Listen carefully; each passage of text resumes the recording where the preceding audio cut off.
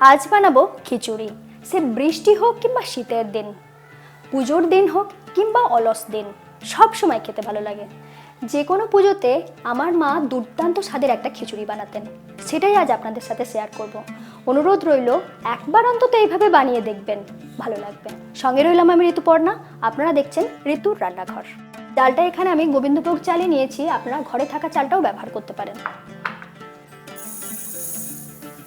এখানে আমি 200 গ্রাম চাল নিয়েছি। এরপরে চালটাকে একটু ধুয়ে নেব।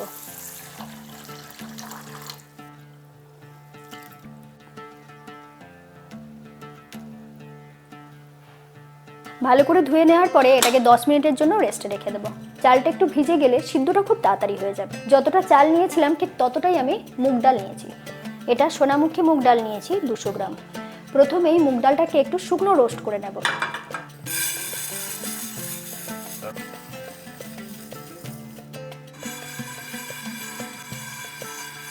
মুগ ডালটাকে এইভাবে শুকনো একটু ভেজে নিলে গন্ধটা খুব সুন্দর আসে। আমি 2 থেকে 2.5 মিনিট মতন এটাকে ভেজে নিয়েছি। দেখুন রংটা চেঞ্জ হয়ে গিয়েছে, এই পর্যন্ত ভেজে নিতে হবে। এরপরে ডালটাকেও বেশ ভালো করে জল দিয়ে ধুয়ে পরিষ্কার করে নেব।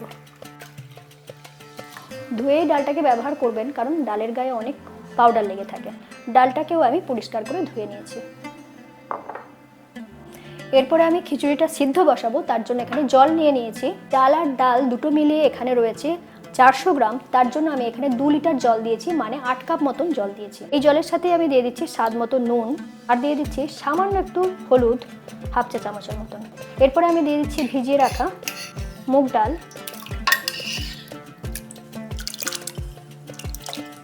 ডালটা একটু সিদ্ধ হয়ে যাওয়ার পরে আমি চালটা ব্যবহার করব। এখানে কিছু সবজি নিয়েছি, তার মধ্যে রয়েছে ফুলকপি, একটু বড় বড় করে পিস করে নিয়েছি। টোটাল নিয়েছি 300 গ্রাম। আর নিয়েছি বড় বড় সাইজের আলু 4 টুকরো, সাইজটা দেখুন এইরকম। নিয়েছি কিছুটা গাজর আর কিছুটা কড়াইশুঁটি। এছাড়া আপনারা যে সবজি পছন্দ করেন সেই সবজি দিতে পারেন। মা একটা মশলা বানিয়ে নিতেন, যাতে সাধারণ খিচুড়ির স্বাদটাও দ্বিগুণ হয়ে যেত। সেই মশলাটাই এখন দেখাবো। তার জন্য নিয়েছি 1 টেবিল চামচ গোটা জিরে, 1 চা চামচ গোটা মৌরি, আর দিয়ে দেবো 1 চা চামচ রাঁধুনি। এরপরে এটাকে একটু ড্রাই রোস্ট করে নেব।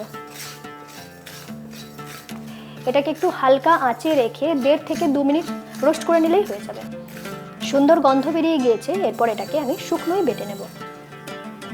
8 থেকে 10 মিনিট এটাকে সিদ্ধ করে নিয়েছি। এরপর দেখুন এখানে যে গাদটা উঠে আসছে, সেটাকে পরিষ্কার করে নিতে হবে।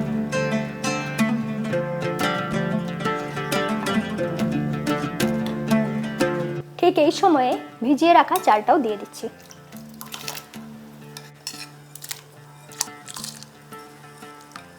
দুটো জিনিস সিদ্ধ হতে থাক, এরই মধ্যে মশলাটা বানিয়ে নেব। মশলা বানানোর আগে সবজিগুলো একটু ভেজে নেব। দিয়ে দিচ্ছি সর্ষের তেল, একটু বেশি করেই দিচ্ছি কারণ সবজিগুলো ভেজে নেব। তেল বেশ ভালো করে গরম হয়ে যাওয়ার পরে দিয়ে দিচ্ছি কেটে রাখা আলু।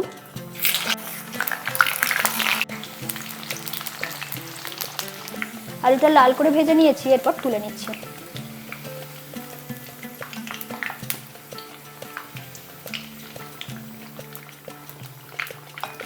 ওই তেলেই ফুলকপিটাও ভেজে নেব।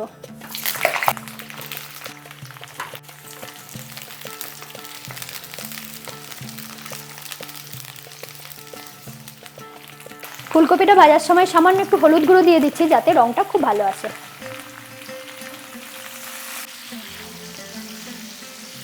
নিশ্চয়ই আপনারা লক্ষ্য করেছেন, আলু বা ফুলকপি ভাজার সময় আমি নুন দিচ্ছি না, তাহলে ফুলকপি থেকে জল বেরোতে শুরু করবে, ভাজতে অসুবিধা হয়, সেই জন্য। ফুলকপিটা মোটামুটি ভাজা হয়ে গিয়েছে, এরপর তুলে নিচ্ছি।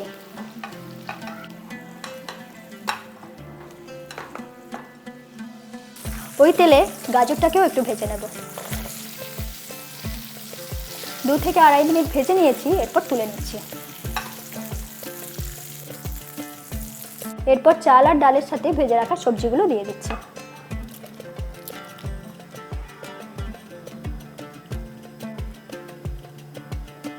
এখানে দিয়ে দিচ্ছি আরো 1 টেবিল চামচ নুন,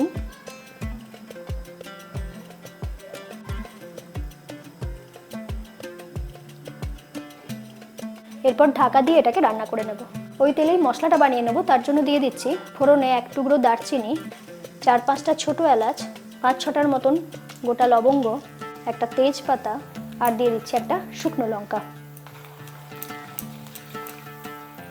সাথে দিয়ে দিচ্ছি সামান্য একটু হিং, সাথে সাথেই দিয়ে দিচ্ছি 1 টেবিল চামচ আদা বাটা।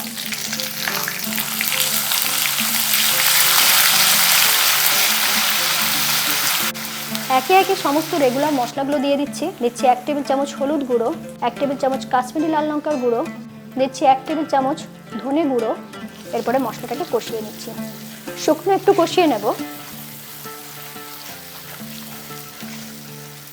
এরপরে দিয়ে দিচ্ছি টমেটো বাটা। এখানে আমি একটা বড় সাইজের টমেটোকে বেটে নিয়েছিলাম। টমেটোটার কাঁচা গন্ধটা না মরা পর্যন্ত এটাকে কষিয়ে নিতে হবে। আস্তে আস্তে মশলাটাকেও ভালো করে কষিয়ে নিলাম। এরপর খিচুড়িতে দিয়ে দেব।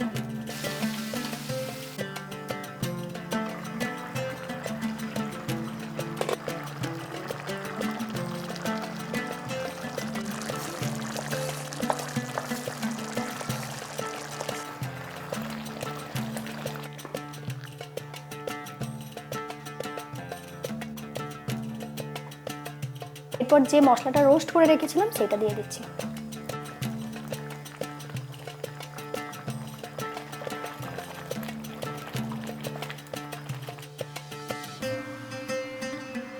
এরপর ঢাকা দিয়ে এটাকে কিছুক্ষণের জন্য রান্না করে নেব।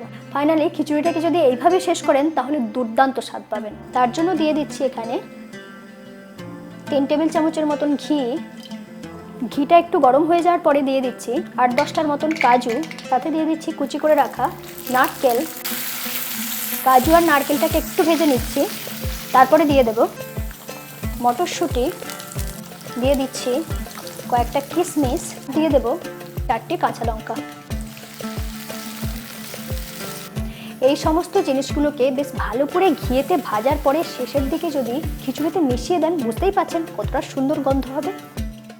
এদিকে খিচুড়িটা তৈরি হয়ে গিয়েছে, ওপর থেকে দিয়ে দিচ্ছি।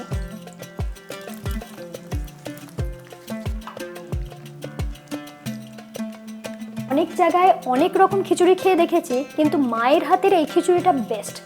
আপনারা কিন্তু লিখে জানাতে ভুলবেন না আপনাদের কেমন লাগলো। ভালো লাগলে চ্যানেলটা সাবস্ক্রাইব করে নিন, বেল আইকন প্রেস করে রাখুন। সকলে খুব ভালো থাকুন, আবার দেখা হচ্ছে পরের এপিসোডে।